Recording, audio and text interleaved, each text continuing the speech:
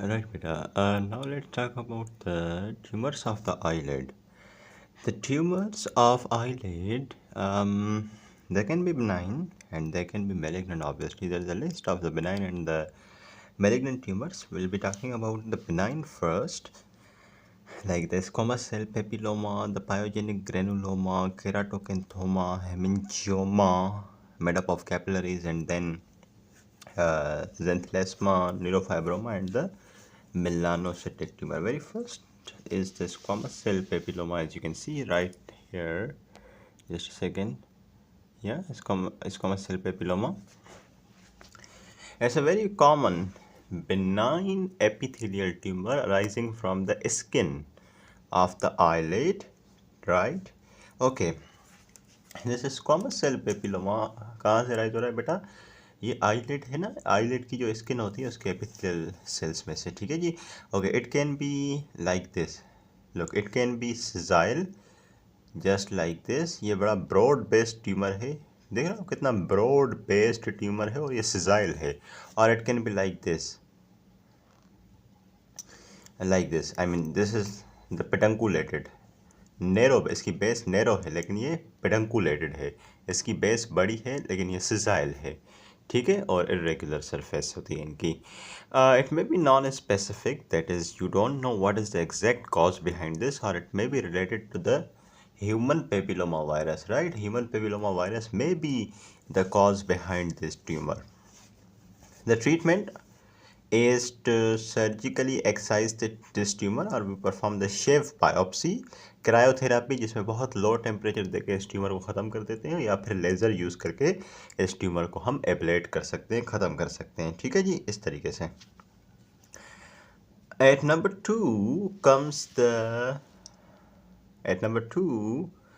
the pyogenic granuloma, another benign tumor. Pyogenic granuloma is a benign tumor, obviously. Okay, it occurs as an abnormal response to injury, such as trauma, infection, or after the surgery. I hope this is very easy to understand. I mean to say, look, if this is the eyelid, okay, so if there is any injury to the eyelid, injury in the form of the trauma, injury in the form of the infection, और injury after surgery, तो injury अगर होती है बेटा eyelet के tissue की किसी भी वजह से, ट्रॉमा, इन्फेक्शन या सर्जरी की वजह से, तो उस इंजरी की वजह से अगर आईलेट के अंदर एबनॉर्मल रिएक्शन और एबनॉर्मल रिस्पॉन्स जनरेट होता है, तो उसकी वजह से पायोजेनिक ग्रेनुलोमा बनता है, ठीक है. पायोजेनिक ग्रेनुलोमा आईलेट में क्यों बनता है बच्चों? As an abnormal response to what? Injury to the eyelid, injury in the form of the trauma, in the form of the infection, or after the surgery, right? Pyogenic granuloma is a very painful condition, right, and rapidly growing hota hai, vascularized hota hai, right. You will see some granulation tissue inside the pyogenic granuloma, right. It's a painful condition. P for pyogenic, P for painful. It is painful, and इसके अंदर you will see some blood vessels present and the granulation tissue as well. As the granulation tissue, you know, is a very highly vascularized tissue. ठीक है बेटा. What about the appearance of this tumor? It is pinkish, right? It is pinkish pedunculated or sessile mass, right? It bleeds following the relatively minor trauma. So if you develop the pyogenic granuloma on the eyelid, और अगर इस granuloma का हल्का सा भी trauma होता है, तो उसमें से ब्लीडिंग होती है. क्यों? क्योंकि ऐसे मैंने बताया कि ये वस्कुलराइज्ड प्रोलिफरेशन है, इसके अंदर ब्लड वेजल्स मौजूद होती हैं, ठीक है जी, इस तरीके से. इसमें भी सर्जिकल एक्सीजन करते हैं और you get rid of this. So I hope now you understand the squamous cell papilloma and the pyogenic granuloma. Squamous cell papilloma may be non-specific. That means you don't know the exact reason, or it may be due to the human papillomavirus. And in pyogenic granuloma, it occurs as an abnormal response to injury. Injury may be the trauma, infection, or surgery. Squamous cell papilloma. The papillomas are painless. Pyogenic granuloma are painful. The squamous cell papillomas, they do not have the vascularized granulation tissue, but the pyogenic granuloma they do have the granulation tissue which is very much vascularized, and this is the reason when there is any trauma, minor trauma to the pyogenic granuloma, they bleed easily, right beta? Okay, then at number 3 comes the keratocanthoma. It occurs in adults, typically, as appearance is quite, kind of firm pinkish. There is a firm pinkish nodule होता है और काफ़ी hyper केराटोटिक होता है, इसमें keratin मिलता है आपको, और स्पॉन्टेनियस रिजोल्यूशन हो जाती है इसकी और स्कार छोड़ जाता है, ठीक है। और अगर स्पॉन्टेनियस रिजोल्यूशन नहीं होती तो फिर इसको सर्जिकली एक्सरसाइज करना पड़ता है। What about eight number 4 the capillary haemangioma. ख़वातीन में ज़्यादा कॉमन होता है हेमेंजियोमा, तो आपको पता है ये कैपिलरीज का बना होता है कम्प्लीटली, ब्लड वेजल्स का बना होता है। What about the appearance of this tumour, it is pinkish red line. मैं आपको दिखा देता हूँ। This is the haemangioma, this is quite kind of pinkish red in colour, right. This is the capillary haemangioma. And जब आप इस पर obviously जब इसको आप प्रेशर देते हो तो ये ब्लैंच होता है, फैल जाता है, ब्रांच आउट हो जाता है, ठीक है। So exactly is written here, look, when you put some pressure on the capillary hemangioma, ये ब्लैंच आउट कर जाता है, बाहर फैल जाता है, and when you cry it swells out further, okay, because of maybe as you know, when there are tears in the nasolacrimal duct or the lacrimal drainage system, so obviously the system actually gets dilated, which may put some pressure on the the tumor and can cause its swelling. And by the way, the capillary hemangioma, I mentioned that it is more common in females. It develops during the first year of the life and it regresses during the second year of the life. The good thing about the capillary hemangioma is it actually regresses, and complete resolution occurs in 40% patients by 4 years of the age. मतलब first year में develop होता है, दूसरे साल से regret होना start हो जाता है। 40% बच्चों में कंप्लीट रिग्रेस हो जाता है 4 साल की उम्र तक, और 70% बच्चों में ये रिग्रेस हो जाता है कंप्लीट 7 साल की उम्र तक, ठीक है। तो 2 साल से रिग्रेस होना स्टार्ट हो जाता है और 4 साल तक कंप्लीटली रिग्रेस हो सकता है 40% बच्चों में, या फिर 7 साल की उम्र तक कम्प्लीटली रिग्रेस हो सकता है 70 साल के बच्चों में, 70% बच्चों में, ठीक है जी। ओके, सो या that was the capillary hemangioma. Capillary hemangioma, the possible treatment option in this is we provide the patient with the beta blockers, especially the oral propranolol. Oral propranolol is widely used drug and most effective drug for the treatment of this tumor hemangioma, because this is the drug which actually causes constriction of the blood vessels present in the hemangioma. कितना propranolol देते हैं बेटा? 2 milligram पर KG per day 6 से 12 महीने के लिए, और स्टेरॉइड देते हैं 1 to 2 ml लाइन के अंदर, इसका इंजेक्शन देते हैं स्टेरॉइड का, ठीक है। इंट्रालीजनल इंजेक्शन देते हैं स्टेरॉइड का, ट्राइमसिनोलोन एसीटोनाइट का, ठीक है जी। लेज़र यूज़ कर सकते हैं, लेज़र की मदद से भी इसको ख़त्म करते हैं। वैसे तो ये ट्यूमर खुद ब खुद रिजॉल्व हो जाता है, मैंने पीछे बताया, लेकिन अगर नहीं हो रहा तो फिर ये ट्रीटमेंट ऑप्शन है, सही है जी। लेज़र के अलावा लोकली लोकल में इसका एक्सीजन करते हैं, ठीक है, कॉटरी यूज़ करके या फिर कार्बन डाइऑक्साइड लेज़र यूज़ करके, ठीक है बच्चों। Okay, then at number 5 comes the xanthelasma. Okay, right. Xanthelasma is a skin condition in which the lipid deposits occur in the histiocyte. Skin के जो बेटा हिस्टियोसाइड होते हैं ना, अभी बात हो रही है आईलिड की, तो आईलिड की जो स्किन है उसके जो हिस्टियोसाइड्स हैं उसमें आपको लिपिड डिपॉजिट मिलते हैं, तो that is what we call the xanthelasma. Can you see in this picture the xanthelasma? ये आईलिड की स्किन है, उसके जो हिस्टियोसाइट सेल्स थे उसके अंदर काफ़ी लिपिड डिपॉजिट हो चुका है और एक ये स्वेलिंग की फॉर्म में अपीयर हो गया है, and this is now said to be the xanthelasma, which is often bilateral. You can see it is right here, and one is here, right? Often bilateral. Of what color? They are creamy yellowish. They look more like a plaque, right? looking more like a plaque. They are creamy yellow. What about the site of this xanthelasma? Anywhere in the body?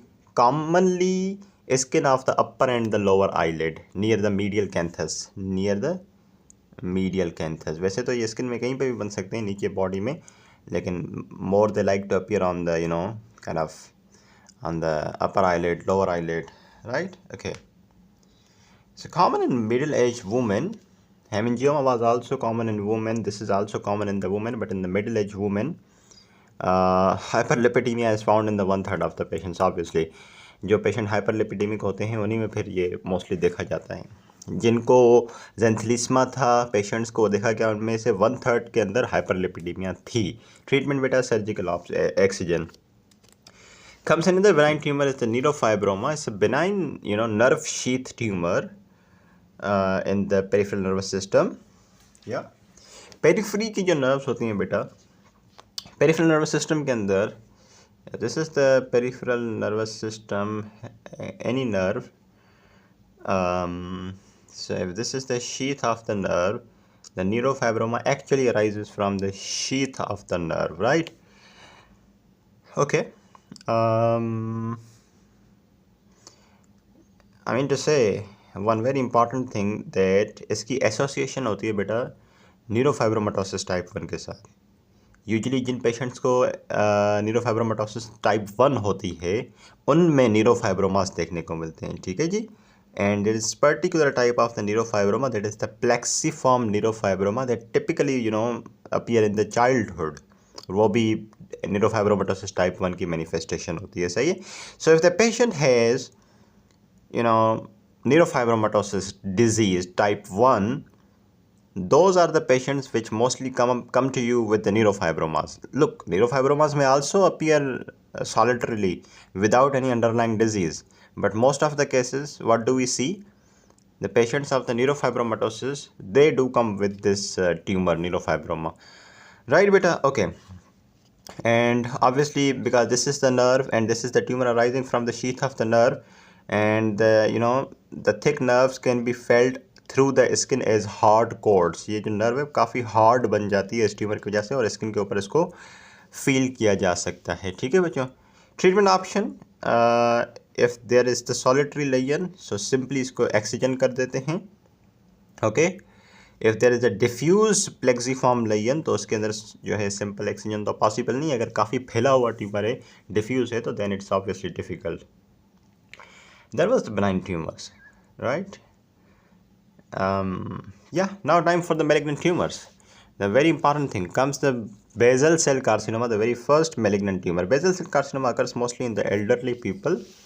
And yeah, talking about the very first malignant tumor, and it is the basal cell carcinoma.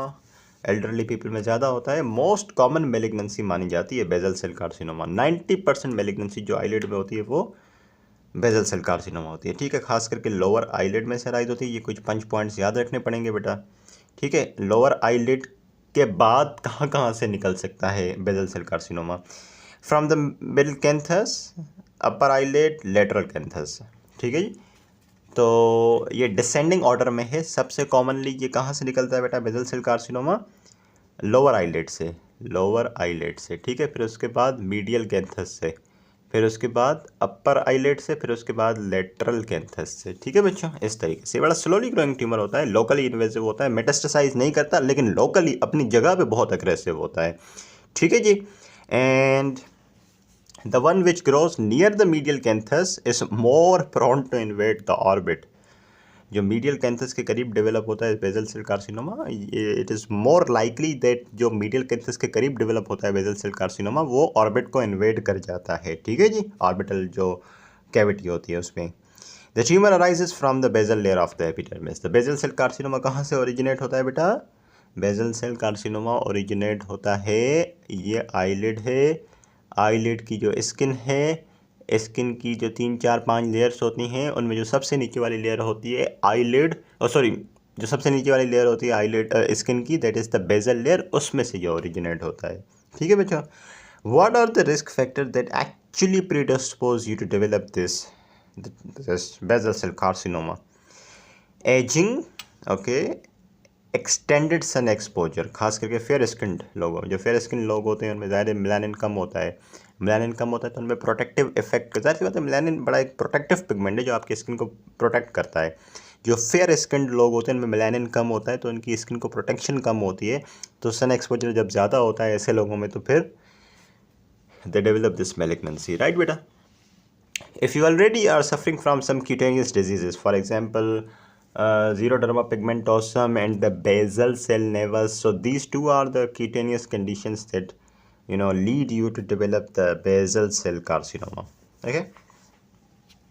What about the different clinical types of the basal cell carcinoma? One is the nodular type. It's the most common type of the basal cell carcinoma. Okay. What happens in this type, beta? Actually 3 types हैं basal cell carcinoma की, मैं आपको दिखाता हूँ। The very first type is the nodular type, and nodular type is the most common type. Shiny firm indurated nodule with blood surface on surface.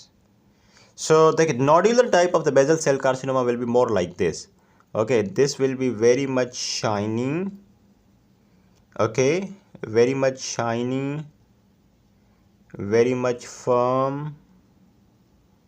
and indurated nodule। Blood vessels मिलेंगी surface पे, एक चीज़ नहीं मिलेगी nodular variety में, वो है ulceration. अगर ulceration होने लगे तो that will be said as nodulo ulcerative variety of the basal cell carcinoma, जिसको हम रोडेंट अल्सर्स भी कहते हैं, ठीक है जी। बाकी सारी चीज़ सेम है। देखो एग्जैक्टली नोडुलर अल्सर जो है ना वो ऐसे, नोडुलर जो बेजल सेल कार्सिनोमा होता है बिल्कुल ऐसा ही होगा, लेकिन फ़र्क क्या है, यहाँ पे आपको सेंट्रल अल्सरेशन मिलेगी। अगर सेंट्रल अल्सरेशन मिले तो नोडुलो अल्सरेटिव है, ठीक है। अगर सेंट्रल अल्सरेशन ना हो, बिल्कुल ऐसा ही ट्यूमर हो, शाइनी हो, सरफेस पे ब्लड वेजल्स हो, तो that will be the nodular variety which is the most common, ठीक है बच्चों। इसके बाद lastly comes the third type of the basal cell carcinoma, that is the sclerosing type, या फिर जिसको हम क्या कहते हैं, मॉर्फिया फॉर्म या फिर स्क्लेरोसिंग टाइप। अच्छा, अब मज़े की बात ये है बेटा, ये देखें, ये जो नोडुलो अल्सरेटिव वैरायटी है इसके अंदर जो ये जो मार्जिनस हैं वो काफ़ी रोल्ड हैं, उठी हुई मार्जिनस हैं और रोल हुई हुई मार्जिनस हैं। लेकिन जो स्क्लेरोसिंग टाइप है, मॉर्फिफॉर्म है, इसके अंदर जो मार्जिनस होती हैं वो फ्लैट होती हैं, ठीक है, इंड्यूरेटेड प्लेग की फॉर्म। अब देखें इसकी जो मार्जिनस है ना वो यूँ साइड से उठी हुई हैं, लेकिन जो मॉर्फिफॉर्म होगा, स्क्लेरोसिंग टाइप होगी, उसमें फ्लैट मार्जिनस होंगी, बिल्कुल बैठी हुई मार्जिनस होंगी, ठीक है जी, इस तरीके से। And okay, clinically it is impossible to delineate the margins of the sclerosing variety of the basal cell carcinoma। इसमें तो मार्जिनस पता चल रही ना कि ये यहाँ से ट्यूमर शुरू हो रहा है और ये ट्यूमर की मार्जिनस हैं बिल्कुल इस तरीके से चल रही हैं, लेकिन ये इतना इसकी सरफेसेस फ्लैट होती हैं स्क्लेरोसिंग टाइप की कि आपको इसका अंदाज़ा नहीं हो पाता कि एग्जैक्टली इसकी क्या मार्जिनस हैं, क्योंकि ये एपिडर्मिस के नीचे जा चुका होता है, ठीक है। बेजल जो सबसे नीचे वाली बेजल लेयर होती है उससे नीचे जा चुका होता है, ठीक है बच्चों, इस तरीके से। Okay, it is less common type, sclerosing type is less common type, but if it occurs it is more aggressive, right, compared to the nodular and the nodulo ulcerative variety, and it is simulates the chronic blepharitis. The sclerosing variety of the basal cell carcinoma, it may mimic the chronic blepharitis, I mean to say, right?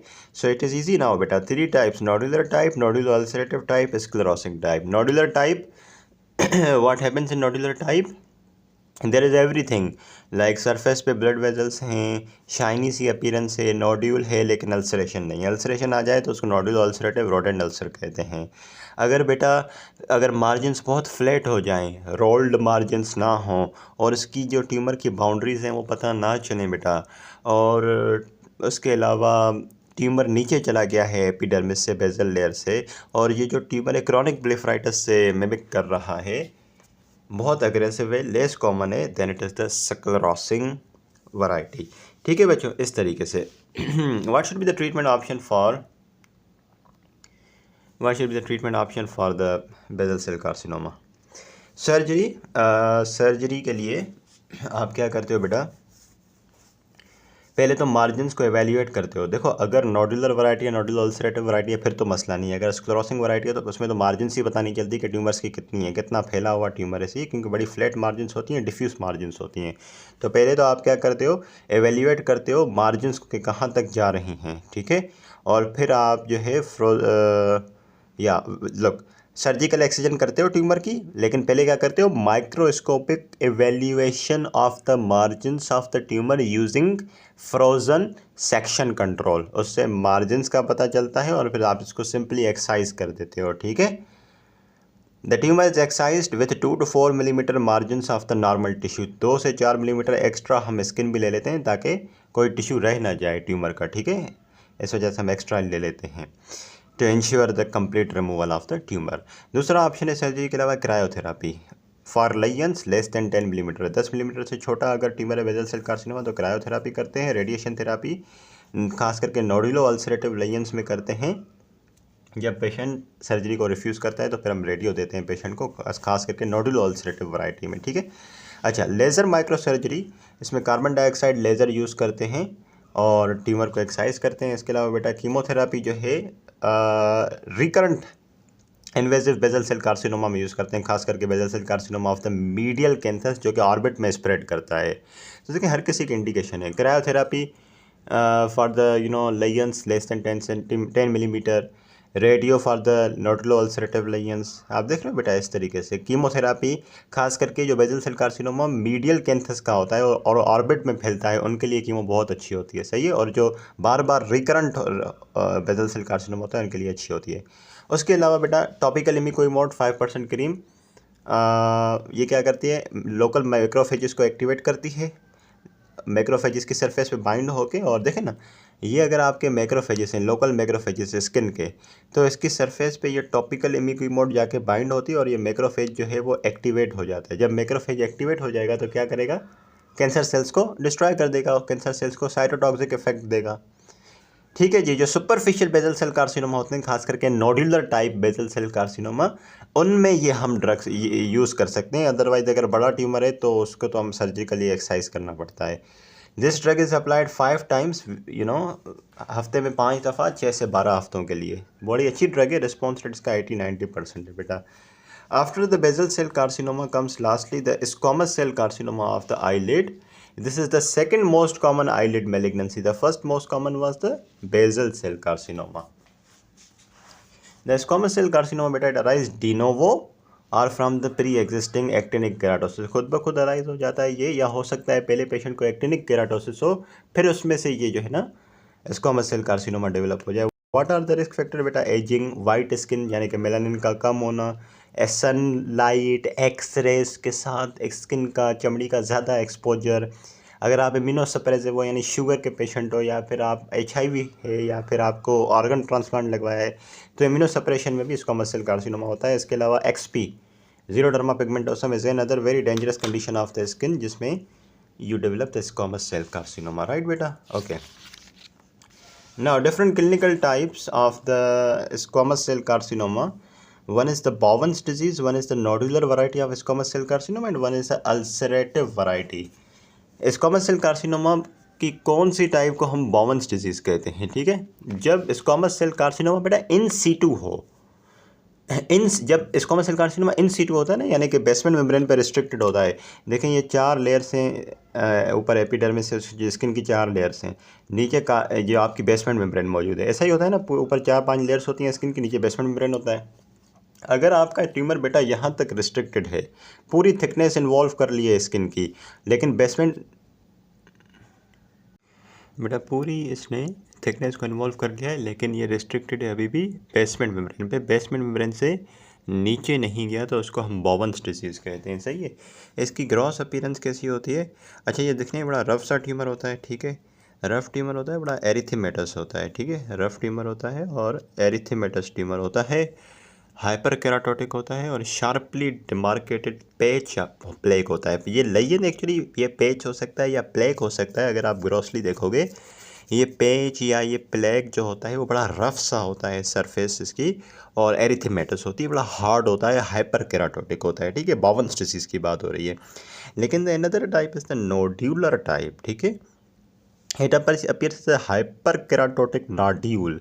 The Bowen's disease के केस में भी ये जो lesion था बड़ा हाइपरटोटिक था, लेकिन फ़र्क ये है बावंस डिजीज़ में और नोडुलर टाइप में कि बावंस डिजीज़ में जो हाइपरकेराटोटिक लेजन था दैट वाज अ पैच और अ plaque, but in nodular type the lesion is a nodule. It's a hyperkeratotic nodule, not the hyperkeratotic patch or plaque. Okay, the very important thing is कि इसकी appearance जो होती है nodular type की, it is very much similar to the keratoacanthoma, क्योंकि keratoacanthoma में भी hyperkeratotic nodule बनता है. Keratoacanthoma, I hope you remember, it's a benign tumour.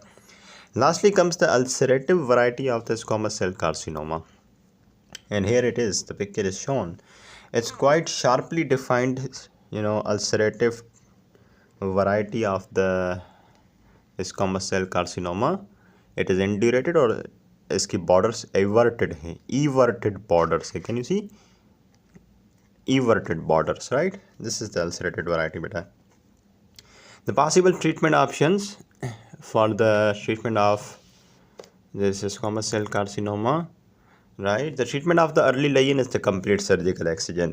If you are at the early stage like the Bowman's disease, just simply the complete surgical excision, right, with 5 to 6 millimeter or more normal tissue, क्योंकि 5 से 6 millimetre extra हम tissue लेते हैं normal वाला, ताकि make sure करें कि हम पूरा ट्यूमर जो है बॉडी से निकल जाए, ठीक है, स्किन से निकल जाए, right. And followed by the reconstruction of the eyelet, ठीक है जी.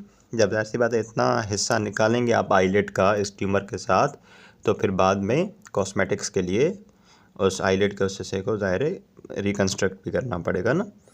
सर्जरी के अलावा एक और ऑप्शन होता है बेटा, एक्जेंटरेशन. एक ऐसा प्रोसीजर एक्जेंटरेशन जिसमें आप like it is performed, it is indicated when the eyelid lesion, when the squamous cell carcinoma measures 2 centimetre or more. 2 centimetre या उससे बड़ा कैंसर हो स्क्वामस सेल कार्सिनोमा, तो उसमें हम एक्जेंटरेशन करते हैं.